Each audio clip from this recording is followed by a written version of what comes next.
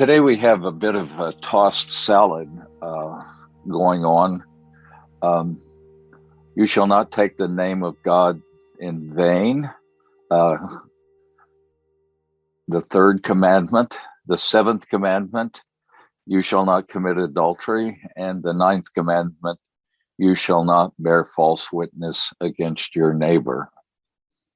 Now, adultery will get short shrift today, and we'll pick adultery up again on our last session in Wednesday and Holy Week. You shall not take the name of the Lord God in vain. Most of us grew up thinking that this was about cussing. I tell the story about how my mom essentially drove off the road when I challenged the parenthood of another driver, suggesting that he was not of that his mother was not human, shall we say. And she wanted, the parents always say, where did you learn that? And of course, I learned it in the tool barn with the men that worked with my dad. I mean, this is just the way it was. And so most of us grew up with the notion that taking the name of God in vain was cussing, especially saying things like "God damn it" and things like that. Technically, it's about making a promise in God's name and then not keeping it. That is taking the name of God in vain. Has to do with court proceedings. It used to be you put your hand on a Bible and do you promise to tell the truth, the whole truth, and nothing but the truth, so help you God? And you would say, I do. And, on it goes. Oaths of office, very often with, again, putting your hand on a Bible and making an oath in the name of God. Now, for those of us who got married in the church, when we said our vows to our spouses, we started out, in the name of God, I take you to be my spouse, to have and to hold from this day forward, for better, for worse, for richer, for poorer, in sickness and in health, to love and to cherish until we are parted by death. This is my solemn vow. And when I would prepare couples for marriage, I'd say, this is as serious as it gets when you say, in the name of God, because that puts you under the obligation of not taking the name of God in vain. And then, of course, you discover, or at least I did, I thought that after I had committed myself in marriage, that temptations and opportunities would pack up and go away. It didn't take very long when I was, Judy and I moved from Farmington, New Mexico to Cambridge, Massachusetts, so I could go to graduate school. What an adventure. And we were in a clothing store, and I was in the guy's chair. The guy's chair where you wait while your woman goes in and tries something on. I was sitting in the guy's chair, and this saucy woman flashed me her bare chest. And it kind of knocked me back on my heels. I didn't, I'm going, what? And it messed up my mind for, I think, a week. And I somehow thought that once I got married, that sort of thing would not happen. And that's just not the truth of it. Opportunities and temptations come along. And so we have a choice. Are we going to take the name of God in vain, or are we going to take it seriously? And the choice is, are we going to be a person of character and principle or not? It's a choice, and it's a choice we have to make on and on and on and on. Now, for reasons that are complicated, I never particularly saw myself as an attractive man. I just reconnected with one of my cousins. I think he's my youngest cousin. And He's gay. He couldn't come out to his mom because his mom was a very super conservative Christian and just couldn't swallow Ted's being gay. And Ted rocked me back on my heels. He says, even before I figured out that I was gay, he said, I thought you were hot. And I'm going, what? Never thought of it that way. And then I've gone back and taken another look at some of the pictures, and I wasn't as unattractive as I thought I was. And so, there were times in my life and in certainly my career, something about being a clergyman, some women find very attractive. I don't know what it is, because, we dress up in dresses and do funny things, but it's happened. And so, I've had to stare down that gun barrel more than once, and thankfully, with God's help, have still remained a person of somewhat character and principle, shall we say. So that's the choice that we have. So taking the name of the Lord in vain, in the rereading of Dr. Felder's book, it does have to do with cussing. It does have to do with cussing as well. It's not just the technical thing. That when we start using God's name carelessly and without thought and without reverence, we wander into a strange territory. My Jewish friends are very disciplined about not saying the name of God aloud. The holy name is characterized by the 4 Hebrew letters YHWH, which in some circles people pronounce it Yahweh. You've probably seen that in some Bible translations. Jewish people wouldn't do that. And if you're in a Jewish group, don't do that. That's offensive to them. And so in reading Torah, now, one of my friends, they gather around the Torah. It's fascinating. And the Torah that I remember seeing did not have the vowels put under the letters. So they had to figure out, what the vowels were that went with these characters, because the original Hebrew was all consonants. It didn't include the vowels. The vowels got added in the 9th century and put in. And when they put the vowels in, underneath the YHWH of God's name, they put the vowels for the word Adonai, which translates Lord or my lords. But they generally translated Lord, the Lord your God.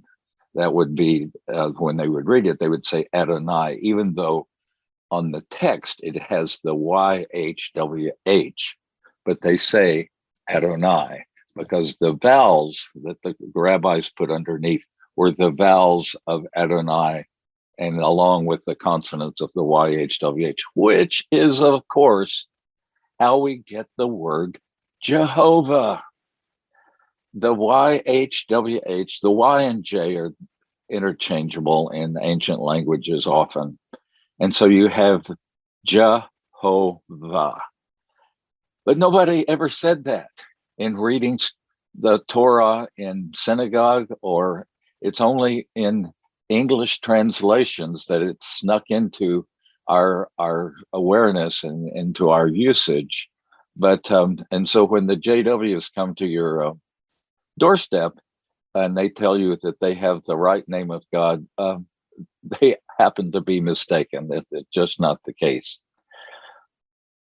The people of Israel did not want to say the name of God, because if you called God into your presence, it might be just dangerous. You might have done something to offend God and so on. And hence we come with acts of piety like kneeling. You make yourself a smaller target when you kneel. so that if you're praying to God and God needs to bop you on the head, you have a better chance to duck if you're kneeling. So kneeling and speaking the name of God, and speaking the name of God is being dangerous because it brings God present. There it all goes. Now, you get also into cussing, and there is some kinds of cussing that does not involve the name of God. And my maternal grandmother, as an Okie turned Texan, her favorite cuss word was the S word.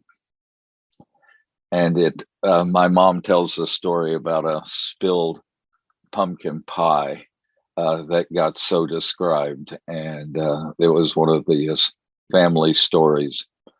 But a lot of these cuss words that are in English, the S word, the F word, the P word, the C word, these are all from cultural wars when the Romans conquered Britain and then the Normans conquered Britain. And so the old English and Gaelic words for bodily functions were deemed dirty and turned into bad language. Now, taking the name of God in vain, I would like us to think about flipping that on its head.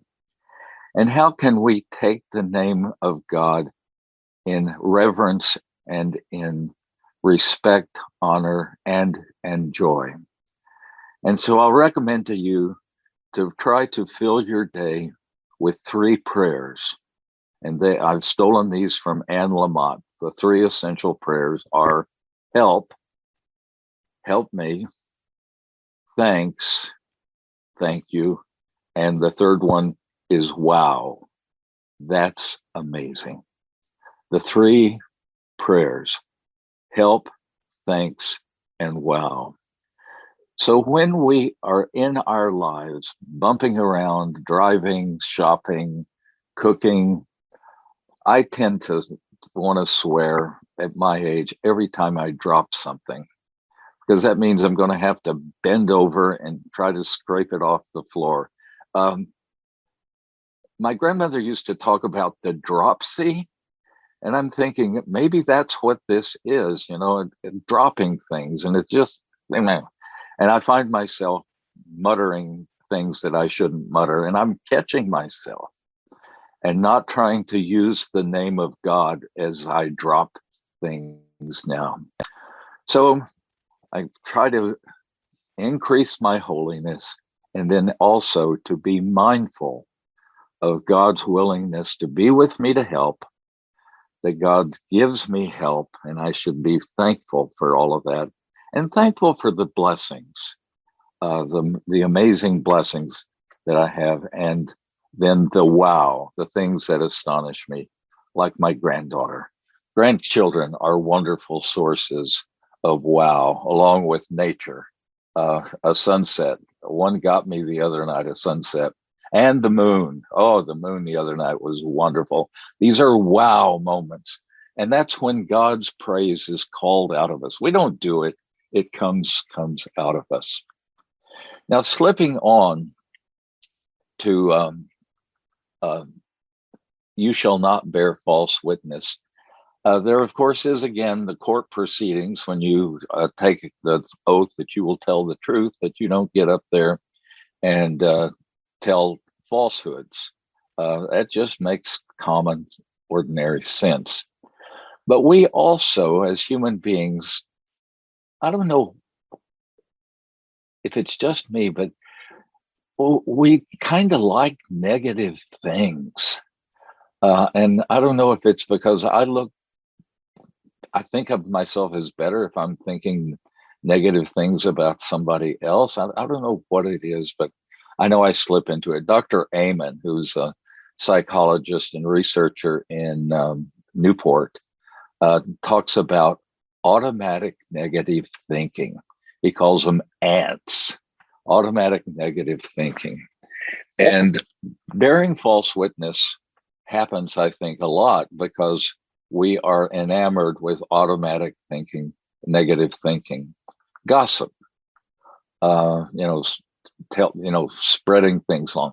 The internet. Oh, remember when it was promised to be the information highway, and now we've discovered that it's the disinformation highway, that it spreads false things like crazy. I had to call out a neighbor.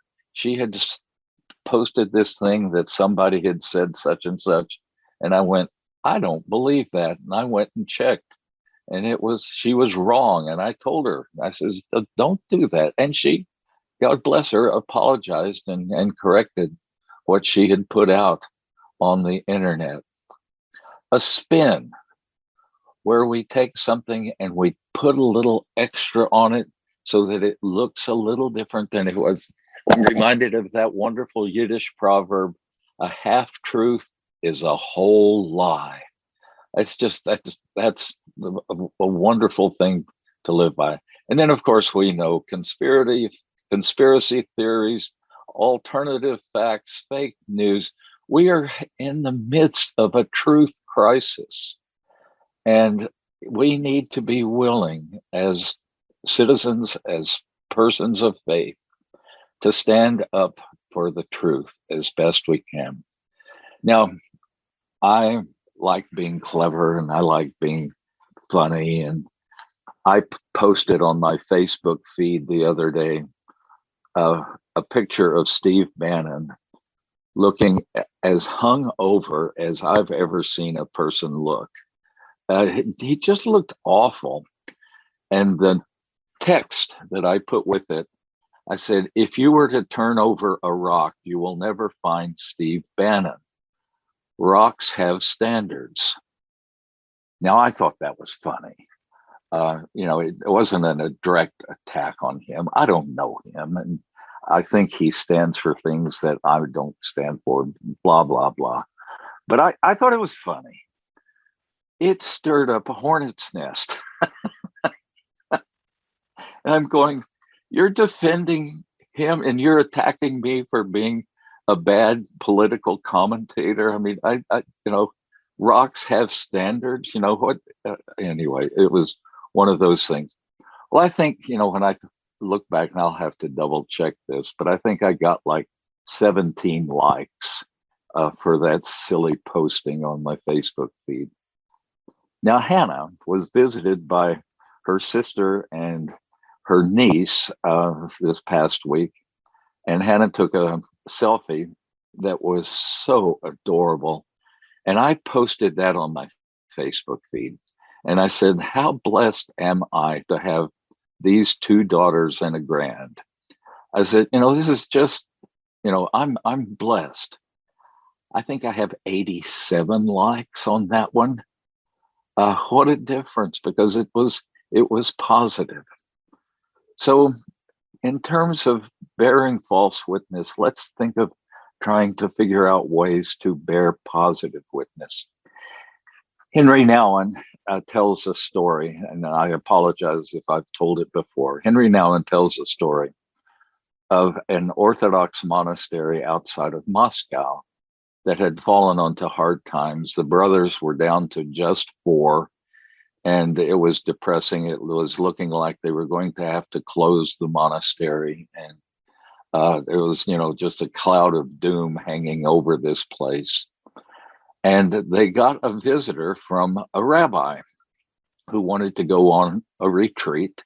So he joined the brothers in their monastery, and he enjoyed their sort of gloomy hospitality. And at the end, as he was leaving, he said to them, "The Messiah is among you. The Messiah is among you." Now the brothers looked at each other and said, "Which one of us is it?" And they, couldn't figure it out. And it could be Brother Ivan. It could be Brother Igor. They couldn't. And so but the Messiah was among them. So they started treating each other with respect and honor and gentleness, and a sense of holiness replaced the cloud of doom. And before you know it, people were seeking the monks out for their advice and their counsel, and then postulants starting applying, and the whole affair of the monastery was turned upside down because they discovered this truth that the Messiah was among them. That rabbi bore a positive witness to them. Now, you and I, as Episcopalians, in our baptismal covenant, we promise that we will seek and serve Christ in all persons, loving our neighbor as ourselves. Now, Christ translates as Messiah. Will you seek and serve the Messiah in all persons, loving your neighbor as yourself? So instead of bearing false witness, let's endeavor to find ways to bear positive witness into our world. Now, this gets a little tricky, I have to admit, because you can't just walk up to somebody and say, you look really good in those jeans. That could be taken, that could be taken wrong. You have to figure out ways of doing. I discovered that I could say to just about any woman as they were coming out of church, you look like $1 million today. And that was fine. And I remember, this one woman, I could say it to her and she would always light up to be acknowledged because she was pretty and she took good care of herself and she came to church. Indeed, looking, I think she at one point flipped it back at me and says, yeah, I look like $1 million, all green and wrinkled. But no, that's not what I meant. But, I found that you can compliment people on their children. You have a beautiful daughter. You have a wonderful looking son. You look good in that shirt. There are ways that we can be complimenting without being creepy, and we can extend a hand.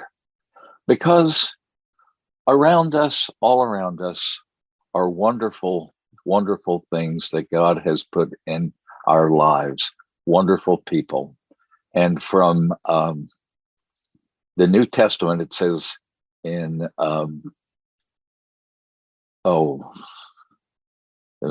since we are surrounded by so great a cloud of witnesses, let us lay aside every weight and sin which clings so closely, and run with perseverance the race that is set before us, looking to Jesus, the pioneer and perfecter of our faith. Seek the positive and bear witness to the positive. Amen.